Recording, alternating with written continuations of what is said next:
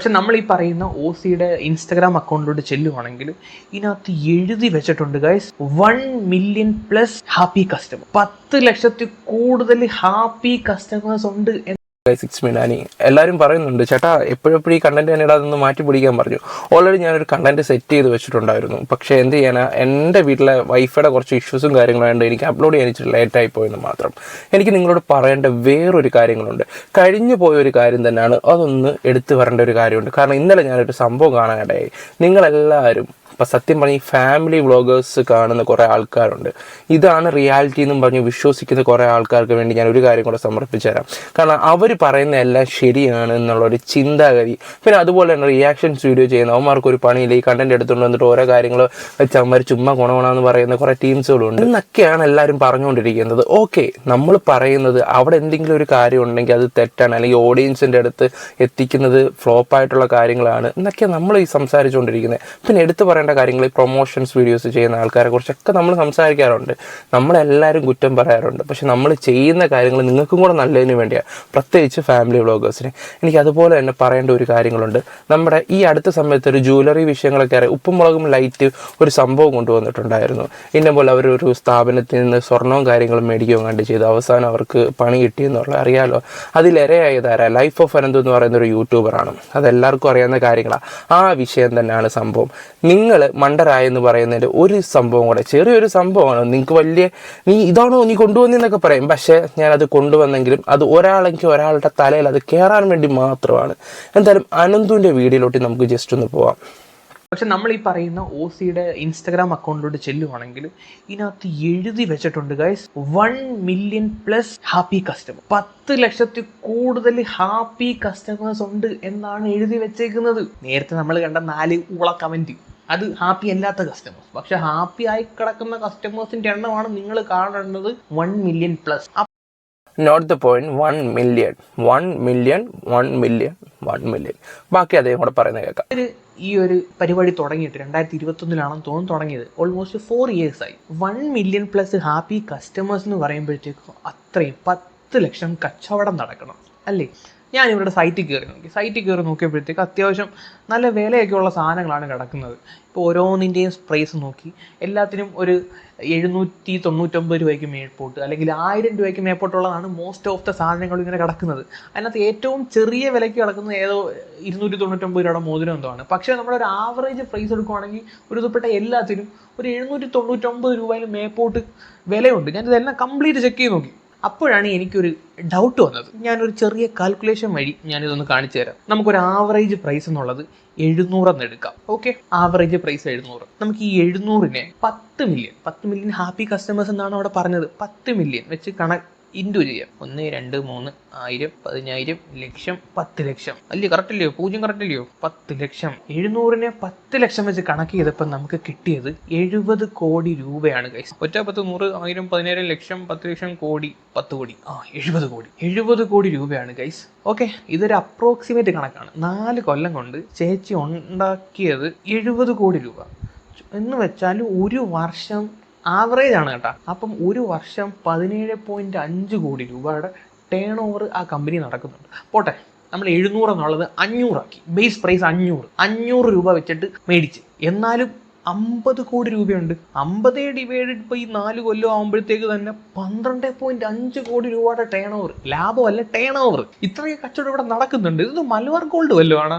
എൻ്റെ സംശയമാണ്. ഒരു കൊല്ലം 10 കോടി അല്ലെങ്കിൽ 15 കോടിയുടെ കളക്ഷൻ നടക്കുമോ? എന്തായാലും ഞാനിപ്പോൾ ഏറ്റവും ബേസ് പ്രൈസ് ഇട്ടാണ് കാൽക്കുലേറ്റ് ചെയ്യുന്നത്. ഇതൊന്നും ആയിരിക്കത്തില്ല, ഇതൊന്നും ആയിരിക്കൂല. അന്നേരം ഇതാണ് എനിക്ക് മനസ്സിലാവാത്തത്. ഒന്നെങ്കിൽ ഈ 1 മില്യൺ ഹാപ്പി പ്ലസ് കസ്റ്റമേഴ്സ് എഴുതിയേക്കുന്നത് ലോകോത്തര ഉടായിപ്പ്, അല്ലെങ്കിൽ ഇടിമാമോ ഒന്ന് അവിടെ വരെ ഒന്ന് പോയി ഒന്ന് അന്വേഷിച്ചിട്ട് വരുന്നത് നന്നായിരിക്കും.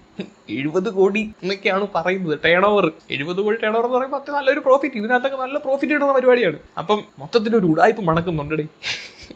എന്നാൽ ഈ 1 മില്യൺ എന്നുള്ളതൊക്കെ തള്ളിയതാണെങ്കിൽ തള്ളിയെന്ന് പറയണം. ചുമ്മാ അത് അടിച്ചു കയറ്റി വെക്കരുത്.